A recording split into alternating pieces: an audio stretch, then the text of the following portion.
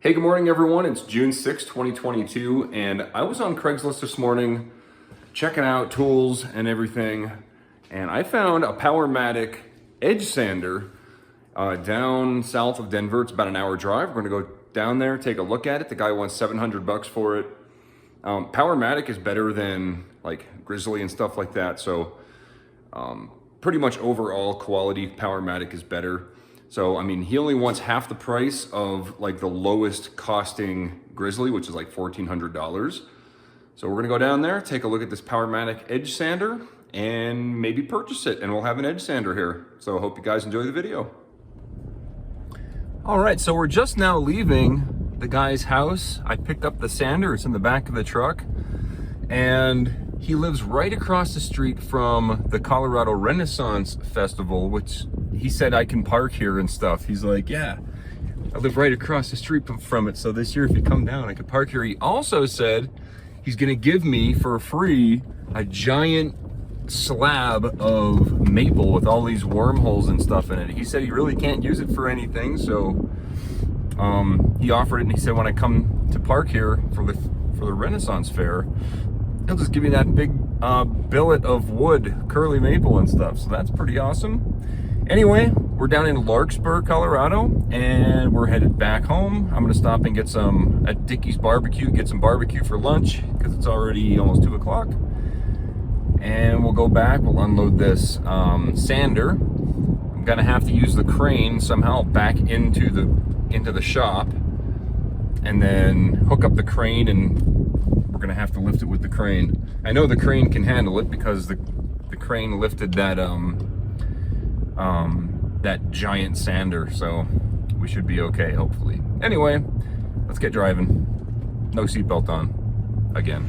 All right, got a few tools moved out of the way just so I can get my truck in here, because we're gonna wanna use the crane up above to get this thing out of the truck. So basically, back up the truck, connect the hoist, lift it up, drive the truck forward, and set the machine down. Probably gonna set it on that thing temporarily.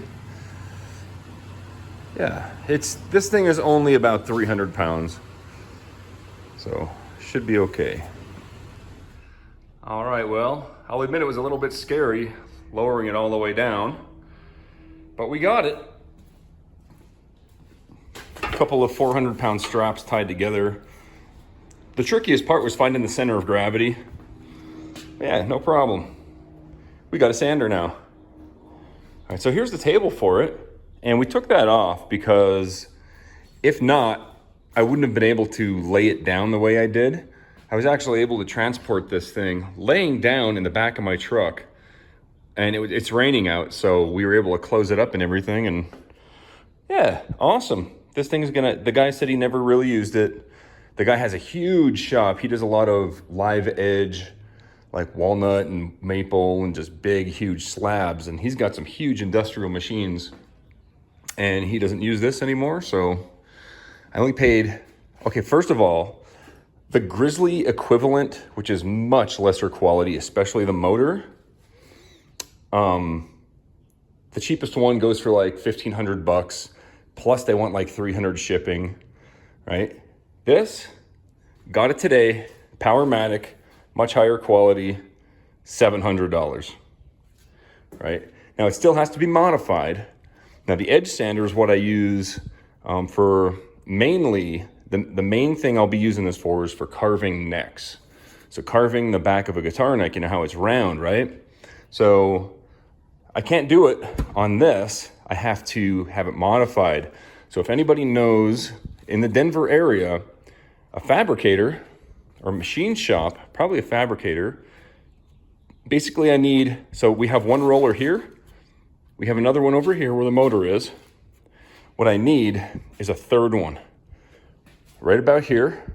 So the belt would be triangular, and that way I'll have a small 14-inch work area, a platen right here, that I can roll my necks on to carve the back of the necks. I've carved necks using rasps and files and all that stuff. And yeah, it can be done, but doing it this way is so much, it's better to do it this way because I'm actually holding the guitar neck and rolling it. And it's more of a feel thing when you're doing this. When you're using a rasp and a file, yeah, you can get what you want. It's not as organic, I guess would be the right word for that. This feels a lot better carving a neck using this. So if anybody knows how I can get a third roller or something like, basically another one of these, have some kind of a stretcher bar that comes over here and a platen put on right here to make it a triangular belt, that's exactly what I need. And I just need to find somebody to do it for me. Sweet. All right, guys, it's getting late. Sun's actually going down. I'm way past my dinner time. However, I wanted to continue this project until it was finished. I'm just doing the trim. Basically, I'm taking, where are they? Tongue and groove boards. This is one of them here.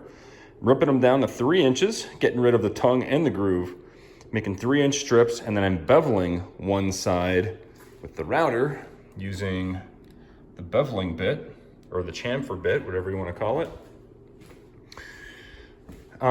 In here, I'm going around the edges. I'm doing little miters. They're not nailed down yet, but just doing some miters to make, I have the chop saw, why not? And then the thing is, they're not quite long enough, so I have to make little extensions on both sides, make this final piece, and I have to remember to make this final piece just a 1/2 inch longer to account for the door jamb. And I'm probably not gonna nail this one down just because I'm gonna have to do a miter here and do a little bit of trim work right there later on. Actually, I might be able to do that with my multi-tool and just nail it in. So anyway, I'm gonna go ahead and finish that up and we'll take a look at it when it's done. All right, we made a good mess. Plenty of firewood for tonight. And so I got all of my trim nailed in here all the way around. And then I had to devise a way to clamp this board to that concrete with liquid nails behind it. So basically these are just pressure clamps. Just press them flat to activate it. They're just done with pressure. Just press them down like that, and then it forces these boards up against to let it cure. So I'll go ahead and push that one down, and we'll call it for the night. I hope you guys enjoyed today's video. If you did, let me know in the comments, and I'll see y'all tomorrow. Thanks for watching.